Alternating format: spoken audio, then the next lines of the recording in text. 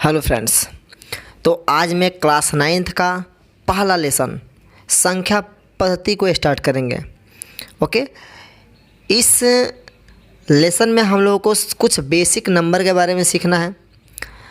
तो नंबर को सीखने से, संख्या को सीखने से पहले संख्या के बारे में जान ले। संख्या क्या है?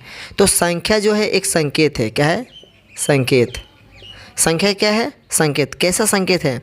तो किसी संख्या के कोई वस्तु है, उस वस्तु की मात्रा कितनी है उसको सूचित करने के लिए जिस संकेत के इस्तेमाल करते हैं उसी को हम लोग क्या कहते हैं? संख्या कहते हैं। जैसे मान के चले मेरे पास यहाँ पर 3 पेंसिल है, 1 2 3। तो 3 पेंसिल बोलने के लिए 3 है, लेकिन लिखने के लिए कोई ना कोई हम संकेत को इस्तेमाल करेंगे, कोई ना कोई संकेत को लिखेंगे। उसी संकेत को क्या कहेंगे? संख्या कहेंगे। जैसे 3 पेंसिल। ओके, तो 3 पेंसिल जो है, ये 3 जो है, ये जो संकेत है यही हमारा क्या है? संख्या है। क्लियर? तो क्लास 9th में जो नंबर सिस्टम है इसमें बहुत सारे संख्याओं के बारे में स्टडी करना है। तो उसमें से पहला जो संख्या है हमारा प्राकृतिक संख्या है। कौन संख्या है? प्राकृतिक संख्या। क्या होता है प्राकृतिक संख्या? तो जो संख्या 1 से स्टार्ट हो। किससे स्टार्ट हो? 1 से। 1 2 3 4 5 6 ये हम शुरू से पढ़ते आ रहे हैं और इसी संख्या को हम लोग क्या नाम देते हैं? प्राकृतिक संख्या। जनरली ये सारा के सारे प्लस में होते हैं, धनात्मक संख्या होते हैं। और प्राकृतिक संख्या का सबसे छोटा जो संख्या है 1 है और सबसे बड़ा जो है हम प्राप्त नहीं कर सकते हैं, यानी कि असंभव है। ओके, उसको प्राप्त करना क्या है? असंभव है।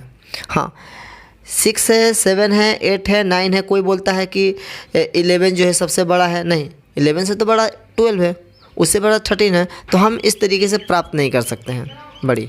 ओके, छोटी संख्या प्राप्त कर सकते हैं 1 है। जब प्राकृतिक संख्या समझ में आ गया तो आता है हमारा होल नंबर। कौन संख्या?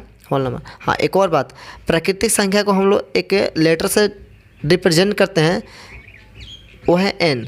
तो n से हम लोग प्राकृतिक संख्या को सूचित करते हैं। किससे? प्राकृतिक संख्या को n से सूचित करते हैं। तो जहाँ कैपिटल N मैथमेटिक्स में लिखा होगा समझ जाइएगा कि वो प्राकृतिक संख्या का ही संग्रह है। क्लियर? पूर्ण संख्या। तो पूर्ण संख्या जो है इसी संख्या को भी पूर्ण संख्या बोलते हैं, लेकिन एक और मेंबर बढ़ जाता है इसमें। वो क्या? 0, यानी शून्य बढ़ जाता है। तो 0 1 2 3 4 5 6 ये सब के सब क्या है? होल नंबर है। क्या है? Whole number. इसको W से नोट करते हैं। किसे? W से इसे सूचित करते हैं। तो 0 1 2 3 4 5 6 ये सब के सब क्या है? पूर्ण संख्या। सबसे छोटी पूर्ण संख्या 0 है और सबसे बड़ी तो हम प्राप्त नहीं कर सकते हैं। अब प्रश्न उठता है तो क्या इसमें प्राकृतिक संख्या है? तो हाँ, यहाँ से लेकर यहाँ तक क्या है? प्राकृतिक संख्या। एक शून्य ही तो बड़ा है इसमें। तो पूछा जाए कि क्या प्राकृतिक संख्या जितना भी, प्रत्येक प्राकृतिक संख्या जो है वो पूर्ण संख्या है? तो हाँ, प्रत्येक प्राकृतिक संख्या पूर्ण संख्या है। क्लियर? लेकिन आपसे ये क्वेश्चन पूछ दिया जाए कि प्रत्येक पूर्ण संख्या हमारा प्राकृतिक संख्या है? तो नहीं, प्रत्येक नहीं होगा, क्योंकि शून्य जो है, शून्य एक पूर्ण संख्या है लेकिन प्राकृतिक संख्या नहीं है। यानी कि शून्य पूर्ण संख्या है, लेकिन प्राकृतिक संख्या नहीं है। क्लियर? तो यही एक कंट्रास्ट है इसमें, यानी कि शून्य जो है पूर्ण संख्या है, प्राकृतिक संख्या नहीं है। तो प्रत्येक प्राकृतिक संख्या पूर्ण संख्या है, लेकिन प्रत्येक पूर्ण संख्या प्राकृतिक संख्या नहीं है। अगर ये पूछ दे शून्य को छोड़कर, हाँ, शून्य को छोड़कर जितना भी पूर्ण संख्या प्राकृतिक संख्या हो जाएगा। क्लियर? अब आइए, पूर्ण संख्या समझ में आ गया। अब पूर्ण संख्या के बाद हमको एक और संख्या मिलता है, पूर्णांक संख्या। कौन संख्या? पूर्णांक संख्या। तो पूर्णांक संख्या क्या है? तो ये जो प्राकृतिक संख्या देख रहे थे 1 2 3 4 5 6 डट और एक शून्य जो पूर्ण संख्या है, ये सब में अगर यही प्राकृतिक संख्या का नेगेटिव नंबर डाल दें, -1 -2 -3, है ना, ऐसे ही बहुत सारे नंबर हैं, -4 -5 -6 -7। ओके, ये सारे समूहों को हम लोग क्या नाम देंगे? हम लोग नाम देंगे पूर्णांक संख्या। कौन संख्या? पूर्णांक संख्या। अब ये पूर्णांक संख्या क्या है? यानी कि पूर्ण संख्या और ऋणात्मक प्राकृतिक संख्या का क्या है? सम्मिलन है, यानी कि सम्मिश्र है। यही प्रकृति है, इसी के एक इमेज बना हुआ है, यानी कि एक जैसे हम लोग शीशा में अपना चेहरा देखते हैं ना, तो एक हमारा इमेज बन जाता है, वही डुप्लीकेट यहाँ पर बना हुआ है, लेकिन फ़र्क कितना है, ये निगेटिव में है वो पॉजिटिव में है। ओके, तो ये सब के सब संख्या को क्या कहेंगे, पूर्णांक संख्या। क्लियर। तो अगर आपसे पूछ दिया जाए -100 कौन सा संख्या है, तो पूर्णांक संख्या। -101 कौन संख्या है, तो पूर्णांक संख्या। 102 तो कौन संख्या है, पूर्णांक संख्या। क्लियर, पूर्णांक संख्या है। क्लियर। अब सबसे छोटा पूर्णांक संख्या, सबसे छोटा पूर्णांक संख्या जो है नहीं बता सकते, असंभव है। क्लियर। -1 से भी छोटा -2 है, -2 से भी छोटा -3 है, -3 से भी छोटा क्या होगा, -4, -4 से भी छोटा क्या होगा, -5, -5 से भी छोटा क्या होगा, -6। यानी कि हम कह सकते हैं कि अगर लेफ़्ट साइड आएंगे तो क्या होगा, घटते जाता है, संख्या क्या होता है, घटती है, घटती है संख्या, क्या होगा, घटती है। अगर हम शून्य के दाईं तरफ जाएंगे तो हमारा संख्या क्या है, बढ़ती है, बढ़ती है। देख लीजिए 0 1 2 3 4 5 6 ये बढ़ते जा रहा है, लेकिन उधर सही है बायां साइड, 6 से 5, 5 से 4, 4 से 3 घटते जा रहा है कि नहीं। जैसे 0 हुआ, 0 से -1, -1 से -2। ओके, तो अब समझ में आ गया होगा कि सबसे बड़ी भी ज्ञात नहीं कर सकते, सबसे छोटी भी संख्या ज्ञात नहीं कर सकते पूर्णांक संख्या में। क्लियर। अब पूर्णांक संख्या को सूचित किससे करेंगे, तो पूर्णांक संख्या को हम लोग जनरली आई से या जेड से सूचित करते हैं, आई से या जेड से। क्लियर, दोनों में किसी एक लेटर द्वारा सूचित कर सकते हैं, जैसे -4 -3 -2 -1 0 1 2 डट, इधर भी डट कर देते हैं और इसको एक करली ब्रैकेट में यानी कि मझौला कोष्ठक में बंद कर देते हैं। क्लियर। तो ये सारे के सारे संख्या के जो समूह है, संग्रह है, जिसमें नेगेटिव भी संख्या है और पॉजिटिव भी है, धनात्मक ऋणात्मक दोनों संख्या है, ये संख्या पूर्णांक संख्या कहलाती है। हाँ, इसमें बहुत ही बढ़िया क्वेश्चन पूछा जाता है कि क्या जितना भी प्राकृतिक संख्या था 1 2 3 4 ये सब के सब पूर्णांक संख्या है, बिल्कुल है। 1 2 3 ये सब के सब क्या है, पूर्णांक संख्या। क्या जितना पूर्ण संख्या था 0 1 2 3 ये सब के सब पूर्णांक संख्या है, हाँ है, बिल्कुल है। अब आपसे ये क्वेश्चन पूछ दिया जाए कि जितना भी पूर्णांक संख्या है क्या प्राकृतिक संख्या है, तो नहीं। 0 जो है पूर्णांक संख्या है, लेकिन प्राकृतिक संख्या नहीं है। अगर आपसे ये पूछ दिया जाए कि प्रत्येक पूर्णांक संख्या हमारा पूर्ण संख्या है, तो आप लोग बताइएगा नहीं, प्रत्येक नहीं हो सकता है, कोई ही होगा। क्यों? क्योंकि -4 जो है, -4 ये हमारा पूर्णांक संख्या है, लेकिन पूर्ण संख्या नहीं है। ओके, तो थोड़ा दिमाग लगाएगा तो ज़रूर बता दीजिए। अब इसके बाद एक नया संख्या आएगा, सम संख्या। क्लियर। इस संख्या के भी बारे में हम लोग जानते हैं, 5 से ही स्टार्ट होता है, 4 5 6 से ही स्टार्ट हो जाता है संख्या, सम संख्या। तो सम संख्या क्या है, ये बहुत इंपॉर्टेंट है, इसको ध्यान से सीखिएगा लोग। तो सम संख्या जो है, तो वैसी संख्या जो 2 से कितना से 2 से विभाजित हो, क्या हो, विभाजित, यानी कि 2 से डिविजिबल हो, डिवाइड लग जाए। जैसे 4 में 2 से डिवाइड लग जा रहा है, 2 आ जा रहा है। 8 में 2 से डिवाइड लग जा रहा है, यानी कि 4 आ जा रहा है। समझ पा रहे हैं ना। तो जिस संख्या में 2 से भाग दिया जा सके और वह पूर्ण रूप से विभाजित हो जाए, पूर्ण रूप से मतलब पूरा विभाजित हो जाए, वैसी संख्या को क्या कहेंगे, सम संख्या। जैसे मैं 2 4 6 8 10 ऐसे और भी आगे तक जाएगा। क्लियर। तो ये सारे के सारे सम संख्या हैं। हाँ, सम संख्या के पहचान क्या होता है, तो जिस संख्या कहने का मतलब है कि अगर बड़ी संख्या आ जाए तो कैसे पहचान करेंगे कि ये सम संख्या होगा। तो वहीं जिस संख्या के इकाई का अंक 0 हो, 2 हो, 4 हो, 6 हो, 8 हो, अगर इतना सारे नंबर हो इकाई का स्थान पर कोई एक भी रहे, 0 2 4 6 8, इसमें से कोई संख्या यदि संख्या के इकाई के स्थान पर है तो सम संख्या होगा। जैसे 7 3 ये कौन संख्या है, सम संख्या है कि विषम संख्या? तो देखिए इकाई का स्थान, ये इकाई का स्थान, इकाई का स्थान इसमें से कोई है नहीं है, तो ये सम संख्या नहीं है। अगर यही इकाई के स्थान पर यहाँ पर 4 कर दे तो इकाई के स्थान पर कौन है यूनिट प्लेस पर? तो 4 है। तो 4 जो है वो कौन संख्या है? सम संख्या। तो इसलिए टोटल कौन संख्या हो जाएगा? सम संख्या। क्लियर? तो सम संख्या का एक सिंपल सा जो पहचान है वो क्या है? इकाई का स्थान या तो 0 होनी चाहिए, 2 होनी चाहिए, 4 होनी चाहिए, 6 होनी चाहिए, 8 होनी चाहिए। अगर इसमें से कोई भी संख्या इकाई के स्थान पर है तो सम संख्या होगा। क्लियर? हाँ, इसमें एक और पॉइंट है जो शून्य के बारे में। तो शून्य यानी शून्य, 0। तो 0 जो है ये धनात्मक संख्या है कि ऋणात्मक संख्या है? तो जो शून्य है 0, ये ना तो धनात्मक है, धनात्मक यानी कि पॉजिटिव संख्या, ये पॉजिटिव भी नहीं है और नेगेटिव भी नहीं है। यानी कि ये ना तो नेगेटिव है और ना ही पॉजिटिव है, दोनों में से कोई नहीं है। ओके, ये अगर बात किया जाए तो शून्य जो है एक सम संख्या है। कौन संख्या है? शून्य जो है, शून्य सम संख्या है। कौन सा संख्या है? सम संख्या। क्योंकि शून्य में 0 में 2 से डिवाइड लग जा रहा है। 0 में 2 से डिवाइड करेंगे तो क्या होगा? हमारा शून्य ही होगा। अब आप कहेंगे कि 6 में भी 2 से डिवाइड लग जाए। हाँ, तो 6 में 2 से डिवाइड लग रहा है तो सम ही है।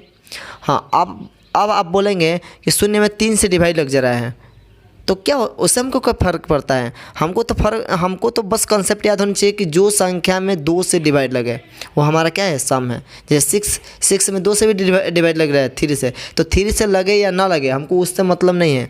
हमको मतलब क्या है कि उसमें 2 से डिवाइड लगनी चाहिए। अगर 2 से कंप्लीट डिवाइड लग जा रहा है तो क्या है?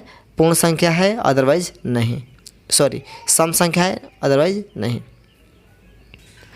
अब सम संख्या का एक व्यापक रूप होता है, ऐसा रूप जो दिखने में छोटा रहेगा लेकिन जब उसको एक्सपेंड किया जाएगा, जब उसको खोला जाएगा तो इतनी बड़ी संख्या बन जाएगा। ओके, तो एक व्यापक पहचान होता है उसका, एक व्यापक सूत्र होता है, व्यापक रूल होता है। जैसे अगर कोई आपसे पूछे कि सम संख्या किसे कहते हैं, सम संख्या किसे कहते हैं, या लिखो, सम संख्या को लिखो, तो आप सिंपल से एग्जांपल देना 2n। क्या देना? 2n। 2n क्या है? सम संख्या है। क्या है? 2n क्या है? सम संख्या। ये पहला पॉइंट। क्यों? अब यहाँ पर n क्या है? तो n हमारा जो है एक प्राकृतिक संख्या है, 1 2 3। अब आप 2 × 1 रखें तो 2 एकम 2, 2 हुआ। अब 2 रखें, 2 दूना 4, सम संख्या आ रहा है कि नहीं? अब आप यहाँ पर 3 रखें, 2 3 6, सम संख्या आ रहा है कि नहीं? आप यहाँ पर n का वैल्यू जितने आगे बढ़ाते जाएंगे यानी कि प्राकृतिक संख्या रखते जाएंगे, हमारा सम ही संख्या मिलेगा। कौन संख्या मिलेगा? सम संख्या। 2 × 5 10, सम संख्या मिलेगा, हमेशा सम संख्या मिलेगा। तो सम संख्या का जो व्यापक रूप है वो क्या है? 2n। क्या है? 2n। आगे चल के इसके बारे में बहुत अच्छे से स्टडी करना है। 2n, ओके, याद रखेंगे। हाँ, एक और पॉइंट होता है सम संख्या का। अगर हम लगातार कोई भी संख्या को मल्टीप्लाई कर दें, लगातार कोई भी संख्या को मल्टीप्लाई कर दे तो हमारा सम संख्या मिलेगा। यानी कि 3 × 4 सम संख्या मिला, 5 × 6 सम संख्या मिला। यानी कि लगातार कंटिन्यूअस कोई भी नंबर ले और उसको, यानी कि कोई भी पूर्णांक संख्या ले, कौन संख्या ले? पूर्णांक संख्या लगातार, तो कौन सा संख्या मिलेगा? तो हमारा पूर्ण संख्या ही, सम संख्या ही हमेशा मिलेगा। कौन संख्या मिलेगा? सम संख्या हमेशा। तो इसका एक व्यापक सूत्र होता है, जैसे p × p + 1, यानी कि p कोई ना कोई पूर्णांक संख्या हो या प्राकृतिक संख्या हो, और यहाँ पर देखिए उसका एक और आगे वाला टर्म है। जैसे यहाँ पर 3 ले लिए तो 3 + 1 एंड 3 × 4, तो सम संख्या मिला। ओके, तो जब भी लगातार कोई संख्या को मल्टीप्लाई किया जाए तो हमारा क्या मिलेगा? सम संख्या। मैं इसलिए इस संख्या को बता रहा हूँ क्योंकि इसके इस्तेमाल करके हम लोग बहुत अच्छे क्वेश्चन बनाएंगे। जैसे p × p + 1 के बदले क्या लिख सकते हैं 2n, यानी कि क्या है, ये भी क्या है, सम संख्या है। तो सम संख्या को ऐसे लिखो या ऐसे लिखो, बात हमारा क्या है, बराबर है। ओके, तो सम संख्या का व्यापक रूल 2n होता है या p इंटू p प्लस 1। समझ में आ रहा होगा। तो सम संख्या और सम संख्या को जोड़ेंगे तो क्या होगा, तो सम संख्या और सम संख्या जोड़ेंगे तो क्या होगा, सम ही मिलेगा। क्या मिलेगा, सम मिलेगा। और सम संख्या को गुणा करेंगे तो क्या मिलेगा, सम ही संख्या मिलेगा। ओके, सम तो यानी कि जोड़ने पर भी सम मिल रहा है, गुणा करने पर भी सम मिल रहा है। क्लियर, घटाने पर भी सम ही मिलेगा। क्या मिलेगा, सम। ओके, 7 अगर हम सम संख्या ले रहे हैं 8 - 2 तो 6 आया, तो सम संख्या।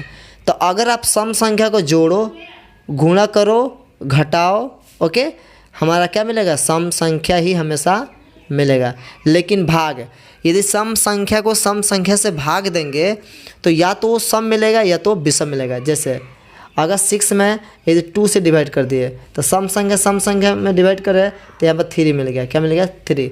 ये हमारा क्या है, विषम संख्या है। ओके, अगर हम सम संख्या में सम संख्या से डिवाइड करें यहाँ पर तो 2 मिला, सम संख्या मिला। तो कहीं पर सम संख्या में सम संख्या से भाग करेंगे तो सम मिलेगा, कहीं पर सम संख्या में सम संख्या से भाग देंगे तो हमारा विषम संख्या मिलेगा। यहाँ पर विषम मिला है, विषम, और यहाँ पर सम। क्लियर, समझ में आ गया होगा। आप लोग समझ रहे होंगे कि इसको क्यों बताया जा रहा है। इसको इसलिए बताया जा रहा है क्योंकि इसका प्रयोग करके हम अच्छे क्वेश्चन को सॉल्व करेंगे। जब हम क्वेश्चन को सॉल्व करेंगे तो उसमें लाएंगे इस टाइप के क्वेश्चन। ओके, और बहुत सारे क्वेश्चन को प्रूव भी करेंगे इसके हेल्प से। क्लियर, तो जब हमको ये सारे कंसेप्ट क्लियर रहेगा तो प्रूव करने में दिक्कत नहीं होगा। चलिए इसको में डाल लेते हैं। इसके बाद जो है एक और बहुत इम्पोर्टेंट पॉइंट है। क्या है कि मान लीजिए, माना कि पहला सम संख्या तो बहुत सारा होता है, पहला सम संख्या x है। ओके, पहला सम संख्या क्या है, x है। तो इसके जस्ट बाद यानी लगातार लिखना हो, क्रमागत सम संख्या यदि क्रमागत लिखना हो लगातार, तो कैसे लिखेंगे, तो मान लेंगे कि पहला सम संख्या क्या है, x है। तो दूसरा क्या होगा, ये पहला है, पहला, तो दूसरा क्या होगा, दूसरा x + 2, कितना जोड़ेंगे, 2। तीसरा क्या होगा, x + 4, यानी इसमें और 2 जोड़ेंगे तो 4 आ जाएगा। चौथा क्या होगा, चौथा क्योंकि x + 4 में 2 और जोड़ेंगे तो 6 हो जाएगा, यानी कि 2 ठोप बढ़ाते जाएंगे। क्यों, ऐसा क्या रूल है, तो 1 2 3 4 5 6 7 8 9 10। यहाँ पर देखिए एक संख्या का एक श्रेणी है, तो यहाँ पर देखिए 2 सम संख्या है, कितने नंबर पर है, 1 2 नंबर पर। अब फिर सम संख्या कहाँ आएगा, 2 नंबर पर आएगा, यानी कि एक को गैप करने के बाद हमारा सम संख्या मिल रहा है, यानी दूसरा नंबर पर मिल रहा है। इसीलिए हम उसमें 2 ऐड करते जाएंगे तो उसके बाद वाला संख्या मिल, जैसे इसमें 2 में अगर हम ऐड कर देंगे 2 तो 4 मिल जाएगा, फिर इसमें ऐड कर देंगे 2 तो क्या मिल जाएगा, 4 2 6 मिल जाएगा, फिर इसमें ऐड करेंगे +2 तो 8 मिल जाएगा। तो इसलिए अगर ये क्वेश्चन आपसे पूछ दिया जाए कि 3 क्रमागत सम संख्या का योगफल इतना है, ओके, तो तीनों संख्या बताइए। तो पहला मान लेंगे x, तो दूसरा x + 2 होगा, तीसरा x + 4 होगा, और भी होगा तो x + 6 होगा। क्लियर, इस तरीके से हम इक्वेशन मानकर सॉल्व करेंगे। क्लियर, तो ये था सम संख्या से रिलेटेड कुछ important term, important point. Okay, तो बढ़ते हैं आगे अगला पॉइंट की ओर। अगला बिंदु क्या है हमारा, विषम संख्या। तो जिस तरीके से सम संख्या का स्टडी किया उसी तरीके से विषम संख्या, इस पर भी क्वेश्चन पूछता है बढ़िया से। तो विषम संख्या जो है वो क्या है, तो सेम उसका अपोजिट है। वैसा संख्या जो 2 से विभाजित नहीं हो। क्लियर? तो जो 2 से विभाजित नहीं होगा क्या होगा? विषम होगा। जैसे 1 हमारा विषम संख्या है, इसको ध्यान दीजिएगा। 1 क्या है? विषम संख्या है, क्योंकि 1 में 2 से भाग नहीं लगेगा। 3, 5, 7, 9, 11, 13 ये सब का सब क्या है? विषम संख्या है। क्लियर? तो विषम संख्या जो है, तो जिसमें 2 से भाग नहीं लगेगा वो क्या होगा? विषम संख्या। तो विषम संख्या का भी पहचान होता है। तो बहुत बड़ी संख्या लिख दो, 7, 8, 9, 3, ओके। और लास्ट में देखना, लास्ट में अगर इसमें से कोई संख्या रहेगा 1, 3, 5, 7, 8, 9, 9, तो सबका सब क्या होगा? विषम संख्या। यानी कि सम संख्या को छोड़कर जो संख्या बचेगा वो हमारा क्या होगा? विषम संख्या ही होगा। क्लियर? अब इसका भी व्यापक रूप होता है विषम संख्या का। विषम संख्या का व्यापक रूप यानी कि जनरल फॉर्म।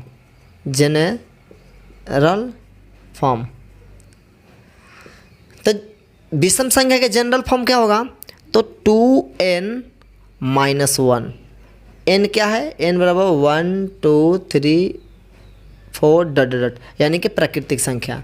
अब यहाँ पर 2n करें या 2k अब -1, कुछ भी कोई भी कांस्टेंट यहाँ पर मान सकते हैं, कोई भी यहाँ पर अचर संख्या को मान सकते हैं। अब यहाँ पर इसमें से बारी बारी से रखें। n का वैल्यू 1 रखेंगे तो 2 × 1 - 1 यानी कि 2 - 1 n की 1। क्लियर? और भी रख सकते हैं। 2 × n का वैल्यू 2 रखो, 2 अब -1, 2 दूना 4 अब -1। क्लियर? तो 4 में से एक जगह 3 आते जा रहा है, 1 3 आ गया। अगर और भी लिखना है तो 3 यहाँ पर रखिए, 3 - 1, तो 3 दूना 6 अब -1 यानी 5 आ गया। यानी कि इस फार्मूले के सहायता से हम सारे के सारे विषम संख्या को प्राप्त कर सकते हैं। क्लियर? तो ये जो है विषम संख्या का व्यापक रूप को दर्शाता है। समझ में आ रहा होगा? व्यापक रूप को दर्शाने वाले सूत्र कौन है? 2n - 1। अगर कोई बंदा पूछता है कि विषम संख्या को बताइए कितनी होता है विषम संख्या, तो आप सिंपल से यही व्यापक रूप रूल को लिख दीजिए, 2n - 1। ये विषम संख्या का, ये जितना भी विषम संख्या है सबको एक ही साथ में रिप्रेजेंट कर देता है। अब चलिए, विषम संख्या जो है और सम संख्या, याद रखिएगा विषम संख्या और विषम संख्या दोनों को घटाएंगे या जोड़ेंगे। क्या करेंगे? कोई भी विषम संख्या ले लीजिए, 1 और 3 जोड़ेंगे 4 आया तो सम होगा। क्या होगा? सम संख्या। तो सम संख्या जो है वह 2 विषम संख्या को जोड़ने पर भी क्या मिलता है? सम ही संख्या मिलता है। अगर 2 सम संख्या को घटा दे, क्या कर दे? घटा दे, तो क्या मिलेगा? सम मिलेगा। कोई भी 2 विषम संख्या ले लीजिए, 9 और 1 घटाने पर 8 आया, सम आया। क्या आया? सम। तो 2 विषम संख्या को घटाने पर हमेशा सम संख्या मिलता है। आप घटाए या जोड़े, हमेशा आपको विषम संख्या सम संख्या ही प्राप्त होगा। ओके? हाँ, यदि आप गुणा करेंगे, आप यदि गुणा कर रहे हैं तो गुणा कर रहे हैं तो विषम संख्या मिलेगा। क्या मिलेगा? विषम संख्या। क्लियर? एक और बात कि अगर यहाँ पर जोड़े या घटाए तो हमारा क्या मिला? हमेशा विषम संख्या। लेकिन गुणा करने पर क्या मिलेगा? 1 × 3 विषम मिला। तो 2 विषम संख्या को गुणा करने पर क्या मिलेगा? विषम संख्या ही मिलेगा। ओके? लेकिन आप 2 विषम संख्या जोड़ो चाहे घटाओ, हमारा सम मिलेगा। हाँ, एक और बात, अगर एक सम ले लो, क्या ले लो? एक सम, एक विषम ले लो, दोनों को गुणा करेंगे तो क्या मिलेगा? सम मिलेगा। क्या मिलेगा? सम। 7 × 8 क्या मिला? सम। 7 × 2 क्या मिला? सम। तो आप एक सम संख्या लीजिए और एक विषम संख्या लीजिए, दोनों को मल्टीप्लाई करो, है ना, तो हमेशा क्या मिलेगा? सम संख्या मिलेगा। क्या मिलेगा? सम संख्या। क्या मिलेगा? सम। तो ये भी इम्पोर्टेंट पॉइंट है, यहाँ से भी क्वेश्चन पूछा जा सकता है। अगर बढ़िया बुक उठाएंगे तो उसमें इस टाइप के क्वेश्चन को दिया हुआ है। इससे कंसेप्ट क्लियर हो गया, इस टाइप के क्वेश्चन को सॉल्व करने में दिक्कत नहीं होगा। अब विषम संख्या भी ख़त्म हो गया। अब हम लोग पढ़ेंगे कुछ और भी संख्या के बारे में जो बहुत इम्पोर्टेंट है। ये बहुत ही इम्पोर्टेंट है क्योंकि इसका रोल जो है 9th और 10th में भी बहुत ज़्यादा है। अभाज्य संख्या, कौन संख्या? अभाज्य। इसको रूढ़ संख्या भी बोलते हैं, रूढ़ संख्या। इसको इंग्लिश में प्राइम नंबर बोलते हैं, प्राइम नंबर, एनो लिख देते हैं। तो प्राइम नंबर क्या है? तो प्राइम नंबर जो है वैसी संख्या को कहते हैं जो केवल एक से कटे और अपने आप से, 1 से और स्वयं से। क्लियर? तो उसको हम लोग क्या कहते हैं? विषम अभाज्य संख्या, सॉरी अभाज्य संख्या। कौन संख्या? अभाज्य संख्या। जैसे 2, 3, 5, 7, 13, 11 भी हो जाएगा, 11, 13, ये सब के सब क्या है? अभाज्य संख्या है। अब आप लोग सोचेंगे कि 1 अभाज्य संख्या है, तो 1 हमारा अभाज्य संख्या नहीं है। क्यों? क्योंकि हमारा रूल क्या करता है? 1 और अपने आप से। तो एक और कंसेप्ट इसमें देंगे, समझ में आ जाएगा। तो कभी भी हमारा अभाज्य संख्या जो है 2 से ही स्टार्ट होता है। कितना से स्टार्ट होता है? 2 से। क्लियर? तो एक और इसका डेफिनेशन होता है अभाज्य संख्या का, वो इम्पोर्टेंट पॉइंट है। अभाज्य संख्या का जो गुणनखंड होता है, गुणनखंड, वो हमेशा 2 होता है। कितना होता है? 2। एक स्वयं होगा और एक 1 होगा। 2 से ना तो ज़्यादा होगा ना ही कम होगा। कोई भी ले लीजिए, जैसे 2 का ले लीजिए, एक 1 से डिवाइड हो जाएगा कि 2 से 2 ही हुआ कि नहीं। 3 को ले लीजिए, तो 3 एक 1 से होगा, एक 3 से। यानी कि आप देख पा रहे हैं कि अभाज्य संख्या के लिए एक 1 होना ज़रूरी है और एक यानी कि अपने आप वाला संख्या। और यहाँ से भी क्वेश्चन पूछा जाएगा क्लास 10th में, बहुत इंपॉर्टेंट है प्रूव करने के लिए। तो अगर यहाँ पर कंसेप्ट क्लियर है कि अभाज्य संख्या में एक 1 होनी चाहिए और एक यानी कि स्वयं, यानी कि अपने आप वाला संख्या स्वयं होनी चाहिए, तो हमारा वो क्या होगा? अभाज्य संख्या होगा। क्लियर? तो और यहाँ पर 1 देखिए, 1, तो 1 के 2 अभाज्य यानी कि हमारा यहाँ पर 2 गुणनखंड नहीं बन रहा है। अगर 2 गुणनखंड बनता तो हमारा क्या हो जाता? ये भी अभाज्य संख्या बन जाता। तो प्राइम नंबर भी समझ में आ गया होगा कि वैसी संख्या जो केवल एक और अपने आप से विभाजित हो, यानी कि type of number which can be divisible 1 and itself, यानी कि केवल एक और अपने आप से, उसे हम प्राइम नंबर यानी कि अभाज्य संख्या कहते हैं। अभाज्य संख्या का शुरुआत कहाँ से होता है? 2 से होता है। कहाँ से होता है? 2 से। 2, 3, 5, 7, 11। अब कहेंगे 9, तो 9 हमारा जो है नहीं है अभाज्य संख्या, क्योंकि 9 में 1 से भी डिवाइड लग रहा है, 3 से भी लग रहा है और इटसेल्फ 9 से भी लग रहा है। हमारा कहना क्या है कि उसमें एक और अपने आप से लगना चाहिए, उसमें कोई थर्ड नंबर से नहीं डिवाइड लगना चाहिए। क्लियर? वो 9 हमारा विषम संख्या है, अभाज्य संख्या नहीं। तो अभाज्य संख्या में एक यहाँ पर इम्पोर्टेंट टर्म है, यहाँ से बहुत सारे कंपटीशन में भी क्वेश्चन पूछा जाता है।